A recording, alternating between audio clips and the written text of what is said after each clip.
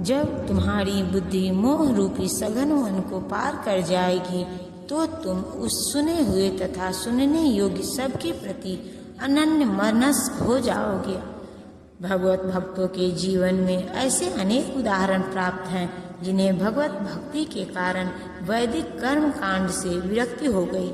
जब मनुष्य श्री कृष्ण को तथा उनके साथ अपने संबंध को वास्तविक रूप में समझ लेता है तो वह सकाम कर्मों के अनुष्ठानों के प्रति पूर्णतया अनन्य मनस्क हो जाता है, भले ही वह अनुभवी ब्राह्मण क्यों न हो। भक्त परंपरा के महान भक्त तथा आचार्य श्री माधवेंद्र पुरी का कहना है, हे मेरी त्रिकाल प्रार्थनाओं तुम्हारी जय हो, हे स्नान तुम्हें प्रणाम, हे देव पितृगण। अब मैं आप लोगों के लिए तर्पण करने में असमर्थ हूँ।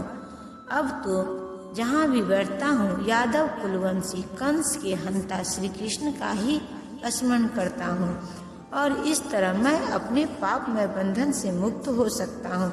मैं सोचता हूँ कि यही मेरे लिए पर्याप्त है। वैदिक रस्में तथा अनुष्ठान तथा त्रिकाल संध्या, प्रातःकालीन स्नान, पितृ तर्पण आदि नव दीक्षितों के लिए अनिवार्य है, किंतु जब कोई पूर्णतया कृष्ण भावना भावित हो और कृष्ण की दिव्य प्रेमा भक्ति में लगा हो तो वह इन विधि विधानों के प्रति उदासीन हो जाता है, क्योंकि उसे पहले ही सिद्धि प्राप्त हो चुकी होती है। यदि कोई परमेश्वर कृष्ण की सेवा करके ज्ञान को प्राप्त होता है तो उसे शास्त्रों में वर्णित विभिन्न प्रकार की तपस्याएं तथा यज्ञ करने की आवश्यकता नहीं रह जाती। इसी प्रकार जो यह नहीं समझता है कि वेदों का उद्देश्य कृष्ण तक पहुंचना है और अपने आप को अनुष्ठानवादी में व्यस्त रखता है, वह केवल अपने समय नष्ट करता है। कृष्ण भावना भावित व्यक्ति शब्द ब्रह्मा की सीमा या वेदों तथा उपनिषदों की परिधि को भी लांघ जाते हैं। जब तुम्हारा मन वेदों की अलंकारमयी भाषा से विचलित न हो और वह आत्म साक्षात्कार की समाधि में स्थिर हो जाए तब तुम्हें दिव्य चेतना प्राप्त हो जाएगी। कोई समाधि में है, इस कथन का अर्थ यह होता है कि वह पूर्णतया कृष्ण भावना भावित है, अर्थात उसने पूर्ण समाधि में ब्रह्मा परमात्मा तथा भगवान को प्राप्त कर लिया है। आत्म साक्षात्कार की सर्वोच्च सिद्धि यह जान लेना है कि मनुष्य कृष्ण का शाश्वत दास है और उसका एकमात्र कर्तव्य कृष्ण भावनामृत में अपने सारे कर्म करना है। कृष्ण भावना भावित व्यक्ति या भगवान को एक निष्ठ भक्त को न तो वेदों की अलंकारमयी वाणी से विचलित होना चाहिए, न ही स्वर्ग जाने के उद्देश्य से सकाम कर्मों में प्रवृत्त होना चाहिए। कृष्ण भावनामृत में मनुष्य कृष्ण के सानिध्य में रहता है और कृष्ण से प्राप्त सारे आदेश उस दिव्य अवस्था में समझे जा सकते हैं। ऐसे कार्यों के परिणाम स्वरूप निश्चयात्मक ज्ञान की प्राप्ति निश्चित है। उसे कृष्ण या उनके प्रतिनिधि गुरु की आज्ञाओं का पालन मात्र करना होगा। अर्जुन ने कहा, हे कृष्ण, आध्यात्म में लीन चेतना वाले व्यक्ति के क्या लक्षण है? वह कैसे बोलता है तथा उसकी भाषा क्या है? वह किस तरह बैठता और चलता है? जिस प्रकार प्रत्येक व्यक्ति के विषय उसकी विशिष्ट स्थिति के अनुसार कुछ लक्षण होते हैं, उसी प्रकार कृष्ण भावना भावित पुरुष का भी विशिष्ट स्वभाव होता है। यथा उसका बोलना, चलना, सोचना आदि। जिस प्रकार धनी पुरुष के कुछ लक्षण होते हैं जिनसे वह धनवान जाना जाता है, जिस तरह रोगी अपने रोग के लक्षणों से रुग्ण जाना जाता है या कि विद्वान अपने गुणों से विद्वान जाना जाता है, उसी तरह कृष्ण की देवी चेतना से युक्त व्यक्ति अपने विशिष्ट लक्षणों से जाना जाता है। इन लक्षणों को भगवत गीता से जाना जा सकता है, किंतु सबसे महत्वपूर्ण बात यह है कि कृष्ण भावना भावित व्यक्ति किस तरह बोलता है, क्योंकि वाणी ही किसी मनुष्य का सबसे महत्वपूर्ण गुण है। कहा जाता है कि मूर्ख का पता तब तक नहीं लगता जब तक वह बोलता नहीं। एक बने ठने मूर्ख को जब तक नहीं पहचानना जा सकता जब तक वह बोले नहीं, किंतु बोलते ही उसका यथार्थ रूप प्रकट हो जाता है। कृष्ण भावना भावित व्यक्ति का सर्व प्रमुख लक्षण यह है कि वह केवल कृष्ण तथा उन्हीं से संबंध विषयों के बारे में बोलता है। फिर तो अन्य लक्षण स्वतः प्रकट हो जाते हैं जिनका उल्लेख आगे किया गया है। श्री कृष्ण भगवान ने कहा, हे पार्थ, जब मनुष्य मनोधर्म से उत्पन्न होने वाली इंद्रिय तृप्ति की समस्त कामनाओं का परित्याग कर देता है और जब इस तरह से विशुद्ध हुआ उसका मन आत्मा में संतोष प्राप्त करता है तो वह विशुद्ध दिव्य चेतना को प्राप्त कहा जाता है।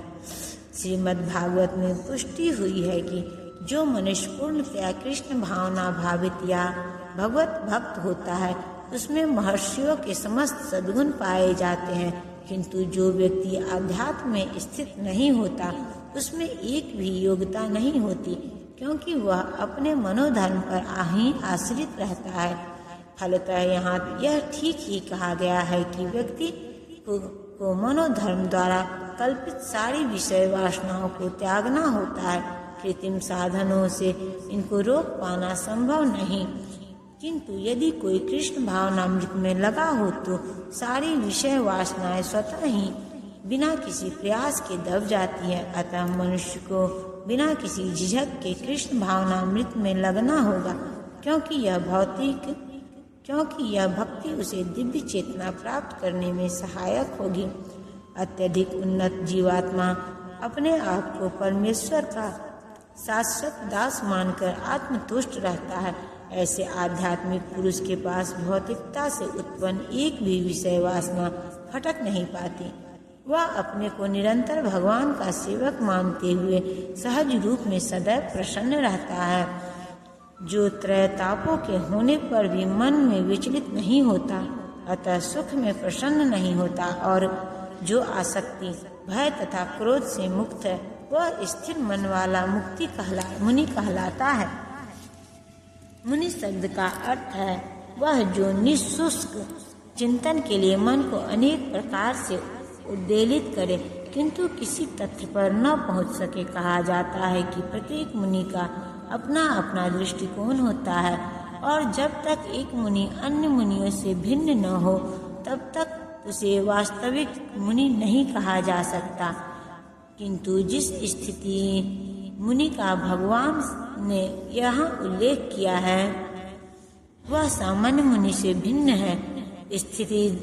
स्थितिधि मुनि सदैव कृष्ण भावना भावित रहता है, क्योंकि वह सारा सृजनात्मक चिंतन पूरा कर चुका होता है, या जिसने शुष्क चिंतन की अवस्था पार कर ली है और इस निष्कर्ष पर पहुंचा है कि भगवान श्री कृष्ण या वासुदेव ही सब कुछ है, वह मुनि स्थिर चित्त मुनि कहलाता है।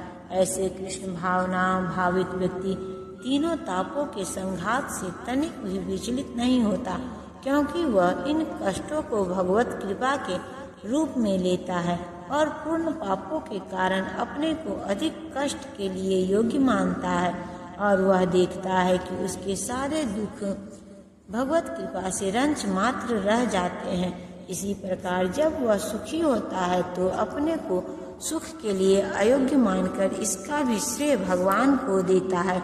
वह सोचता है कि भगवत कृपा से ही वह ऐसी सुखद स्थिति में है और भगवान की सेवा और अच्छी तरह से कर सकता है, और भगवान की सेवा के लिए तो वह सदैव साहस करने के लिए सन्निध रहता है। वह राग या विराग से प्रभावित नहीं होता। राग का अर्थ होता है अपनी इंद्रिय तृप्ति के लिए वस्तुओं को ग्रहण करना, और विराग का अर्थ है ऐसी इंद्रिय आसक्ति का अभाव। किंतु कृष्ण भावनामृत में स्थिर व्यक्ति में न राग होता है न विराग, क्योंकि उसका जीवन भगवत सेवा में अर्पित रहता है। फलतः सारे प्रयास असफल रहने पर भी वह क्रुद्ध नहीं होता, चाहे विजय हो या न हो। कृष्ण भावना भावित व्यक्ति अपने संकल्प का पक्का होता है।